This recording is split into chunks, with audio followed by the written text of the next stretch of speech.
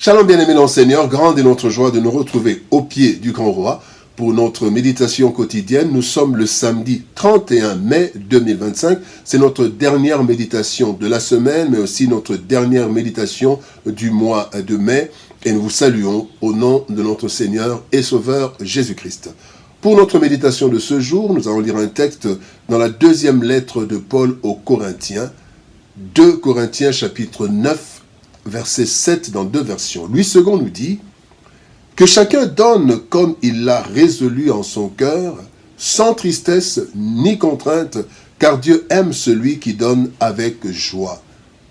Parole de Vie 2017 nous dit, chacun doit donner ce qu'il a décidé dans son cœur, sans tristesse et sans être forcé. En effet, Dieu aime celui qui donne avec joie.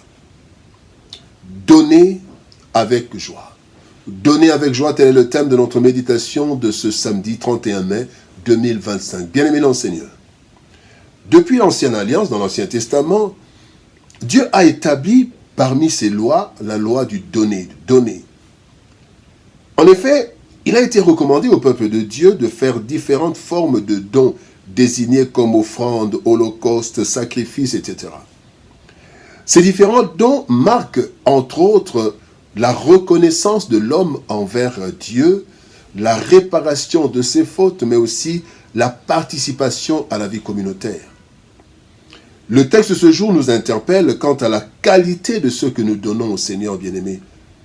Cette qualité des dons offerts consiste en la manière de donner. Oui, Dieu considère avant tout la manière dont l'offrande a été donnée. Le texte du jour, bien-aimé, relève le fait que Dieu veut que le don soit offert avec joie. Voilà alors ce qui est exigé pour qu'un don soit fait avec joie et réjouisse ainsi le cœur de Dieu. Premier point, bien-aimé, une résolution du cœur. Tout part du cœur. 1 Samuel, chapitre 16, verset 7, la Bible dit, « L'homme regarde à ce qui frappe les yeux, mais l'Éternel regarde au cœur. » Le cœur représente la personnalité, c'est l'âme, le siège des sentiments, de l'intelligence, de la volonté, etc. C'est là que sont prises les vraies décisions et c'est ce que Dieu considère, les vraies décisions sincères. C'est ainsi qu'il déclare, le Seigneur déclare dans Ésaïe chapitre 29, verset 13 partie A, « Quand ce peuple s'approche de moi, il m'honore de la bouche et des lèvres. Mais son cœur est éloigné de moi. » Bien-aimé, tout ce qui ne vient pas du cœur est nul devant Dieu. Ainsi, nous devons, bien-aimé, prendre une décision venant de notre cœur et non des calculs égoïstes. Que cela vienne vraiment du cœur. Après débat et considération du cœur, nous décidons. Cela doit être une résolution du cœur. Mais aussi, nous devons réfléchir et ensuite décider en toute conscience et pas sous émotion, parce que ce que nous donnons sous émotion, souvent, ne vient pas du cœur. Bien-aimé, avant de considérer un don, Dieu considère l'origine du don, c'est-à-dire celui qui effectue le don. Ainsi qu'il est écrit dans Genèse chapitre 4, versets 4 et 5, « L'Éternel porta un regard favorable sur Abel et sur son offrande. Mais il ne porta pas un regard favorable sur Caïn et sur son offrande. » Donc, l'Éternel voit d'abord celui qui offre, et puis il voit l'offrande.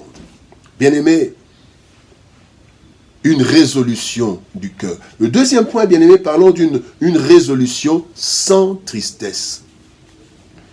Proverbe chapitre 15, verset 13, partie B dit, « Quand le cœur est triste, l'esprit est abattu. » Quand le cœur est triste, l'esprit est abattu. Bien-aimé, lorsque nous donnons, nous ne devons pas du tout regretter notre geste, car cela annulerait notre don aux yeux de Dieu. C'est comme si nous ne voulons pas, nous ne donnons pas. La tristesse exprime quoi? La tristesse exprime d'abord le regret d'avoir donné.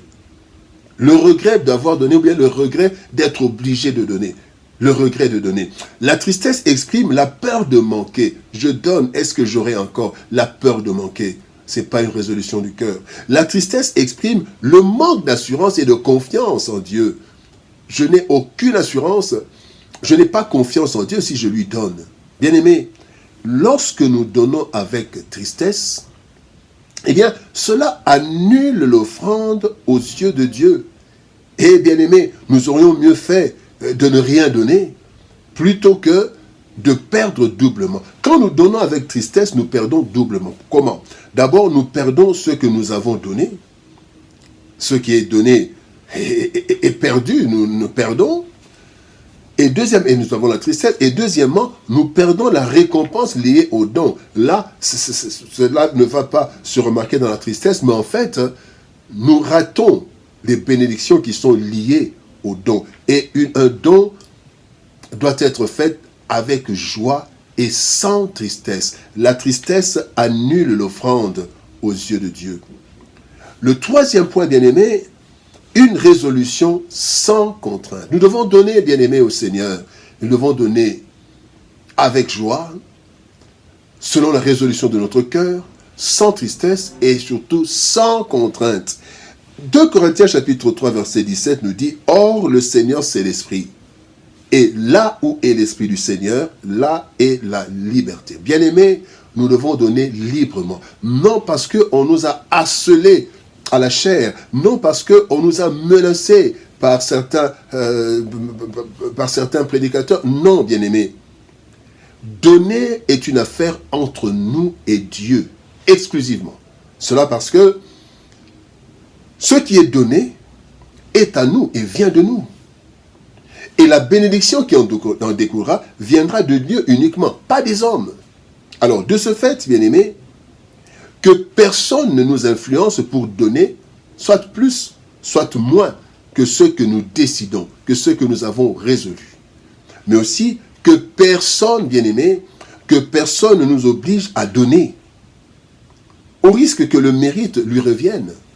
Quand quelqu'un nous oblige à donner, c'est en fait la personne qui a donné et qui utilise nos fonds.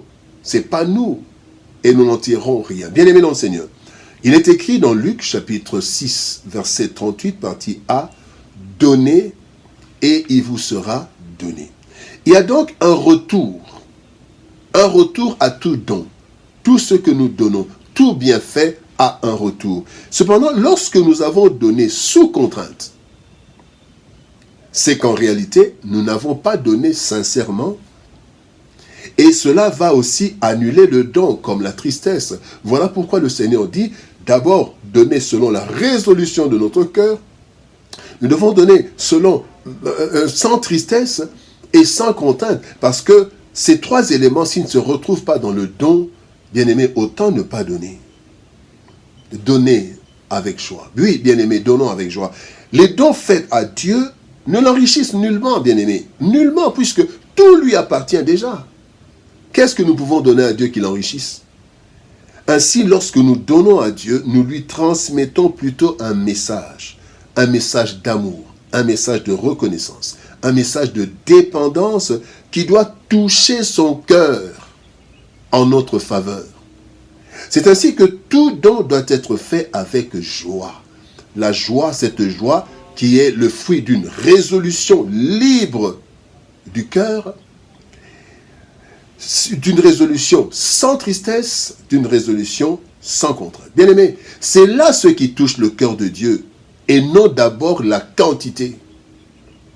Veillons, bien-aimés, à donner avec une joie sincère et profonde pour que notre offrande soit approuvée par l'Éternel et que nous en soyons bénis. Donnons avec joie. Prions. Éternel Père de gloire, merci pour ton amour et ta bonté, toi qui veux nous bénir, et tu nous bénis aussi à travers les dons. Mais pour que tu nous bénisses à travers les dons, Seigneur de gloire, il faut que ces dons soient faits avec joie. Et pour qu'un don soit fait avec joie, Seigneur, tu nous as montré que d'abord nous devons, cela doit être une résolution libre dans notre cœur. Cela doit être une résolution sans tristesse et sans contrainte, parce que tu nous as créés libres et tu nous as régénérés, tu nous as rachetés, tu nous as redonné la liberté.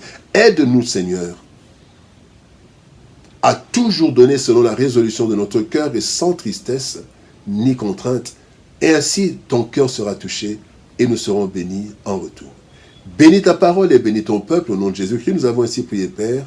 Amen. Bien-aimés dans le Seigneur, que Dieu nous bénisse. Shalom, au revoir, bon week-end, et par la grâce de Dieu, nous nous retrouvons le lundi pour une nouvelle semaine de méditation, mais aussi pour un nouveau mois, le mois de juin, pour les méditations du mois de juin. Soyez bénis, shalom, au revoir, et par la grâce de Dieu, à lundi.